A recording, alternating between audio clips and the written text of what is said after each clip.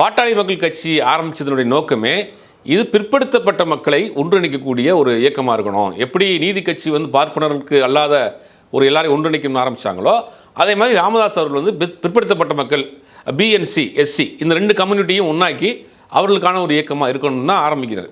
வன்னியர் சங்கத்திலேருந்து பாட்டாளி மக்கள் கட்சியாக ஆரம்பிக்கிறது. அதான் பேரே வந்து பாட்டாளிகளினுடைய கட்சி, பாட்டாளி மக்கள் கட்சி ஆரம்பிக்கிறார்.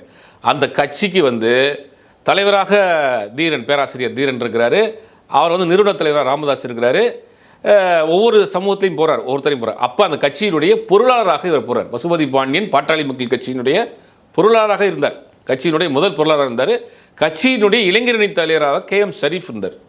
ஒரு பக்கம் இஸ்லாமியர், ஒரு பக்கம் வந்து தலித்துகள், ஒரு பக்கம் வன்னியர்கள், எல்லாரையும் ஒன்றிணைந்து ஒரு இயக்கமாக, சமூக நீதி இயக்கமாக உருவாக்குறார். இன்னொரு பக்கம் பழனி பாபா அவருக்கு உதவியாக இருக்கிறார். பழனி பாபா தான் டாக்டர் ராமதாஸை கிராமந்தோறும் அழைத்து கொண்டு போய் நான் சிறு வயதில் இருக்க நானே பார்த்துருக்கேன். ஒரு அம்பாசிடர் காரில் வருவாங்க, வந்து நின்றுட்டு பழனி பாபா சொல்லுவார், இவர் தான் டாக்டர் ராமதாஸ்.